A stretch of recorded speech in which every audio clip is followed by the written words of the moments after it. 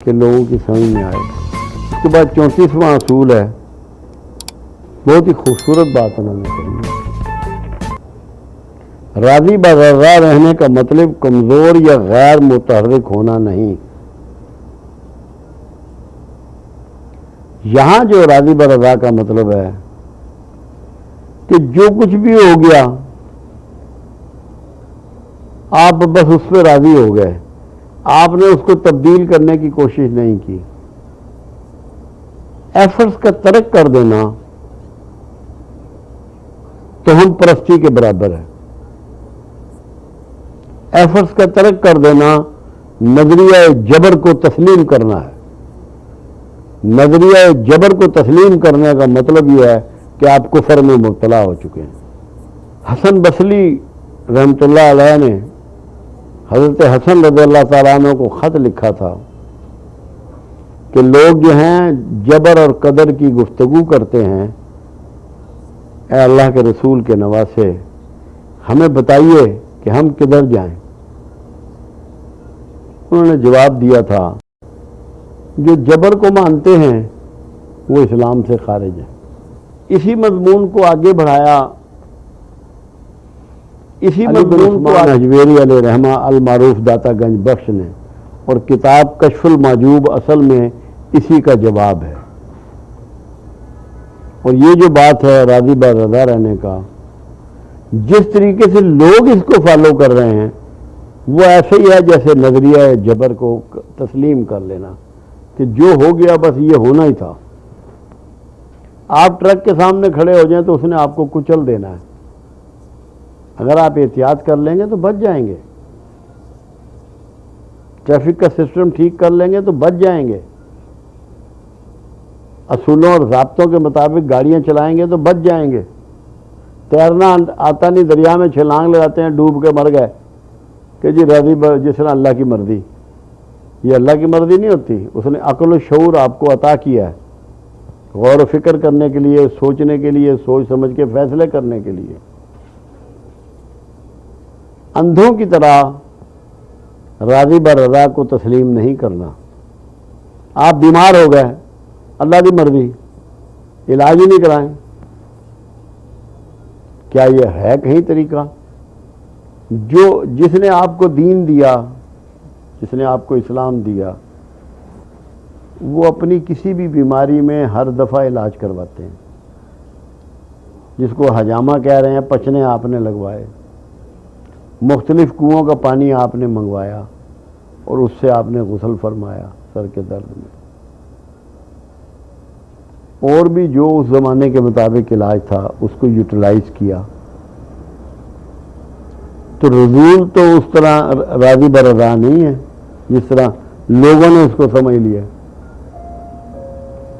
برے حالات کو بدلنے کی جستجو کرنا، کوشش کرنا، صحت کی خرابی کو دور کرنے کی جستجو کرنا، کوشش کرنا، معاشی حالات میں ان کو درست کرنے کی کوشش کرنا، جستجو کرنا، یہ اس فلسفی کے خلاف نہیں ہے. راضی برضا والی وہ اپنی جگہ ایگزسٹ کرتی ہے. وہاں مقصد صرف یہ ہے کہ اگر تمہارے ساتھ تمہاری اپنی ول کے اور تمہاری اپنی پوزیشن کے اور تمہاری اپنی سوچ کے کچھ ایسا ہو گیا جو تمہارے لیے نقصان دہ ہے، تکلیف کا باعث ہے، ایجیٹیٹ نہیں کرنا، ناشکری کرتے ہوئے اللہ سے احتجاج نہیں کرنا. یہ مقصد ہے اس کا. یہ نہیں ہے کہ اس کی ریمیڈی کی کوشش نہیں کرنی. آپ کا بندہ بیمار ہوتا ہے تو کیا آپ ایفرٹس نہیں کرتے؟ اس کو اسپتال یا ڈاکٹر کے پاس لے کے نہیں جاتے؟ اس کا مطلب یہ نہیں ہے کہ آپ راضی برضا نہیں ہیں. آپ اپنی پوری ایفرٹس کرتے ہیں اور خدا نہ خواستہ پھر بھی کامیابی نہیں ہوتی، اس پہ واویلا نہیں کرنا. واویلا کرنا جو ہے وہ راضی برضا میں نہیں آتا. ورنہ آپ ایفرٹس کریں، کوشش کریں، جدوجہد کریں. اب بندہ پیاس سے مر رہا ہو، آپ پانی نہ پلائیں گے جیسے اللہ کی مرضی. اللہ کی ایسی کوئی مرضی نہیں ہوتی. اللہ نے سسٹم ڈیزائن کیا ہے ہر چیز کا اور سب انسانوں کے لیے ایکول ہے. آپ بتا سکتے ہیں کہ ہندو، سکھ، عیسائی، یہودی، بدھ مت، ستارہ شناس، مجوسی، اللہ کو نہ ماننے والے اور مسلمان اور مومن سب ایک طریقے سے پیدا ہوتے ہیں یا کسی کے لیے الگ بھی رکھا اللہ نے؟ ایک طریقے سے سب کو موت آتی ہے یا اللہ نے کوئی تفریق رکھی؟ کسی کی ماں اس کے حصے کا کھانا کھا سکتی ہے، اس کے حصے کی دوائی کھا سکتی ہے، اس کے حصے کا سو سکتی ہے، اس کے حصے کا جاگ سکتی ہے، اس کے حصے کے درد کو محسوس کر سکتی ہے؟ یہ سسٹم آف گاڈ ہے۔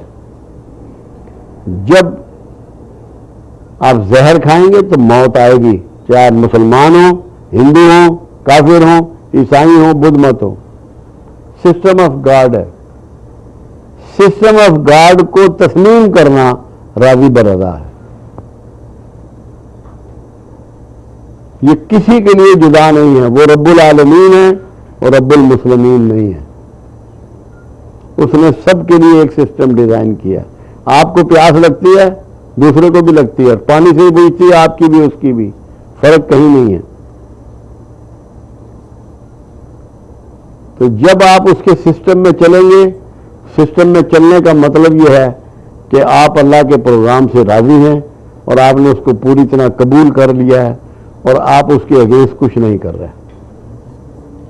یہی اولیاء اللہ کا وتیرہ رہا ہے جن کے یہ جملے ہیں۔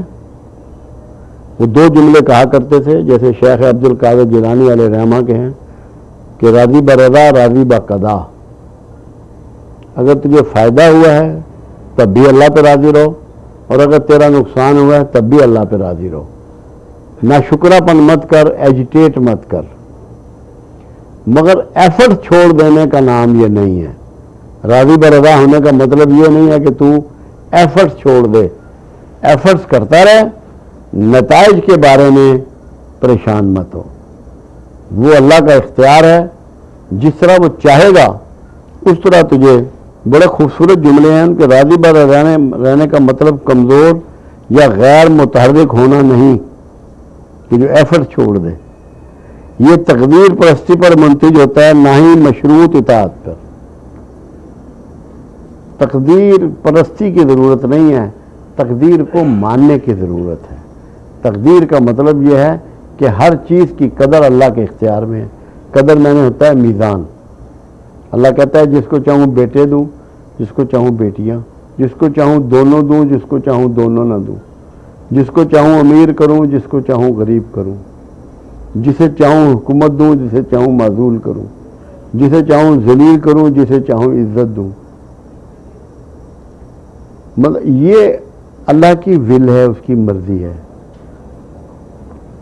آپ نے اس کی اس طاقت کو تسلیم کرنا ہے کہ میرے پاس یہ طاقت نہیں ہے، نہ میں اس کا اہل ہوں۔ یہ جو کچھ کرے گا اللہ کرے گا، اللہ ہی کی یہ طاقت ہے اور اللہ ہی کی منشا ہے اور مرضی ہے۔ مخلوق کی مرضی ہو کیسے سکتی ہے؟ اس کی مرضی کے مطابق اس کی اولاد کا مستقبل نہیں ہو سکتا، جتنی مرضی ایفرٹس کر لے۔ بعض اوقات بچوں میں ذہنی کمزوریوں کے ساتھ پیدا ہوتے ہیں، بعض اوقات جسمانی کمزوریوں کے ساتھ پیدا ہوتے ہیں، بعض اوقات نفسانی کمزوریوں کے ساتھ پیدا ہوتے ہیں۔ آپ کچھ بھی نہیں کر سکتے۔ ایفرٹس آپ پہ فرض ہیں، نتائج اللہ پہ چھوڑ دیں اور اس کے شاکر بندوں میں شامل ہو جائیں۔ ایجیٹیٹ مت کریں، اللہ سے آپ شکوہ مت کریں۔ یہاں جو پیغام ہے وہ یہ ہے کہ شکوے سے بچ جائیں۔ جو شکوے سے بچ گیا وہ بغاوت سے بچ گیا، وہ خرابیوں سے بچ گیا، وہ ڈپریشن سے بچ گیا۔ اسی لیے وہ کہہ رہے ہیں زندگی کے الہی جوہر کے سامنے سر تسلیم خم کرنے والے بلا تشویش ابدی سکون سے رہتے ہیں، چاہے ارد گرد کی پوری دنیا ایک کے بعد ایک شورش سے گزر رہی ہو، زمانے میں کتنی تبدیلیاں آ رہی ہوں، کتنا ہی شور ہو رہا ہو، وہ ایسے ہوتے ہیں جیسے پھول ہلکے پھلکے، کیونکہ وہ اس اصول کو اپنا چکے ہوتے ہیں کہ میرے لیے میرے رب نے مجھ سے بہتر فیصلہ کیا ہوا ہے۔ ویسے بھی آپ کی اہلیت اور خالق کی اہلیت برابر تو نہیں ہو سکتی. تو جو فیصلے خالق ہمارے لیے کرتا ہے ہم اگر ان کو تسلیم کر لیں ہم سے بہتر راحت اور سکون کی زندگی کسی کو میسر نہیں آ سکتی. تو یہ اصول یہ نہیں ہے کہ آپ نے جدوجہد نہیں کرنی، کوشش نہیں کرنی، تعلیم حاصل نہیں کرنی، آگے بڑھنے کی آرزو نہیں کرنی. اللہ نے تو ایک سسٹم دیا.